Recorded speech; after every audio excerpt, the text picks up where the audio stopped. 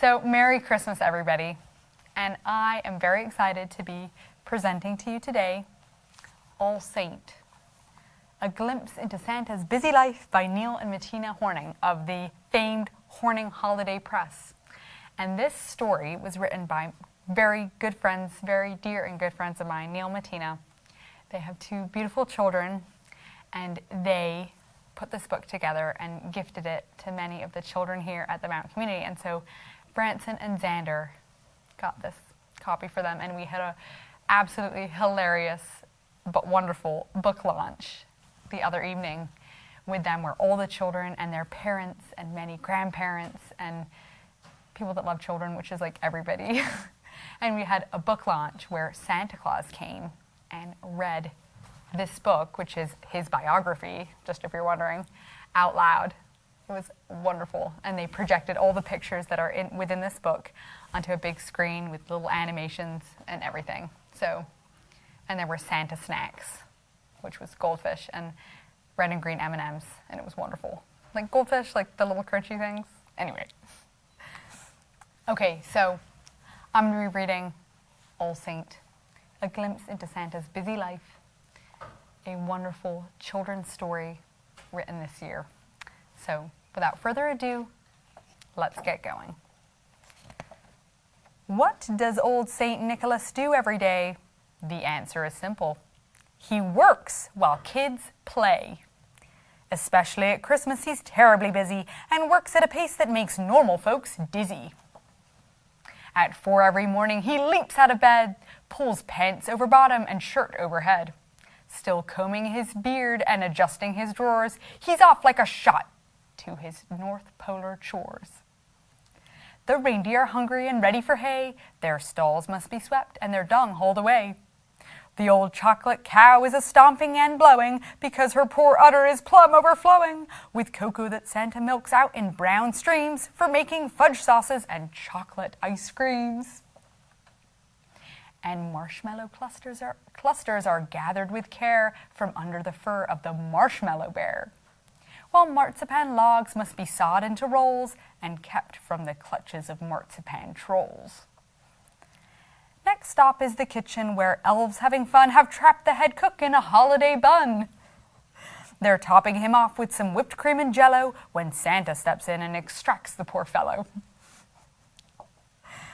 The last morning chore is to unstick young Joel, who has a bad habit of licking the pole. His face is quite cold with greenish complexion, so Santa brings soup and a get-well injection. At breakfast, the mail comes. The saint scans it quick, while downing his donuts and eggs Benedict. Dear Santa, remember my pet buffalo? Just don't tell my mom. She'll turn and scream, no! Hey, Santa, please diet. You're really too fat. Gee whiz, mutters Santa. That kid is a brat. A torn, crinkled letter then catches his eye. Tonight, when you're tired, find my house and drop by. When Santa's done dining at 8:15, Mrs. Claus whisks him out for a brisk morning skate. And then come more workouts and stiff exercise to slim Santa's girth down to chimney size. So the exercise routine is candy cane crunches, Blitzen burpees, Stalin sprints, peppermint presses, pat-a-pan push-ups, cheese curls, sleigh squats. This guy has a great sense of humor.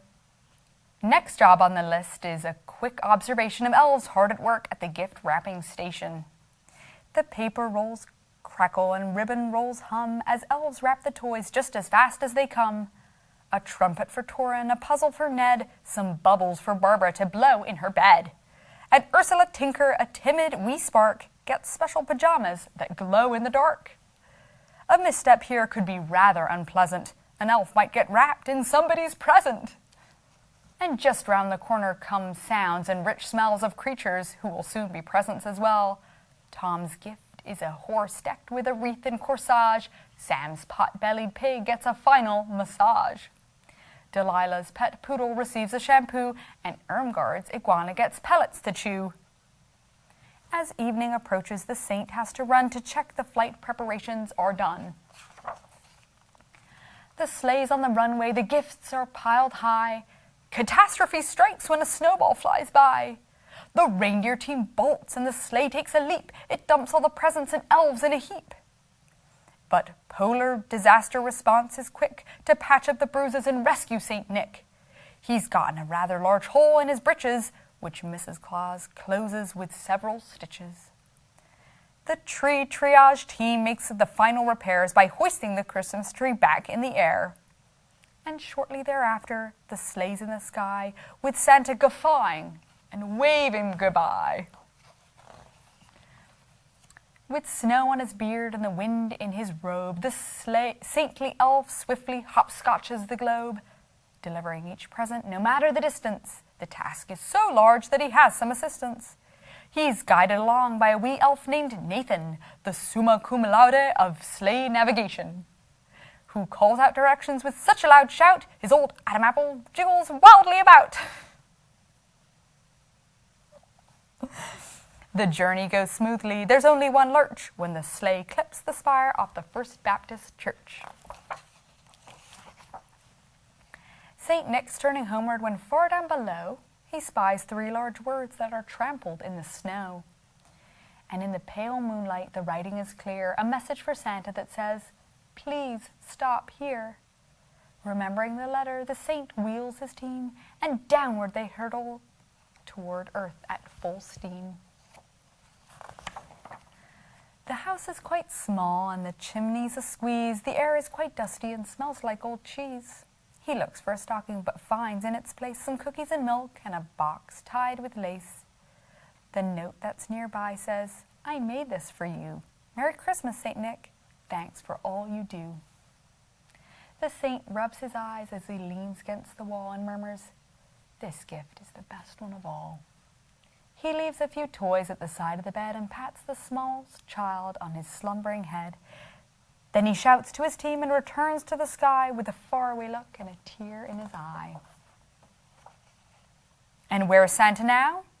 On the Isles of the Bahama, recovering his wits from the holiday drama.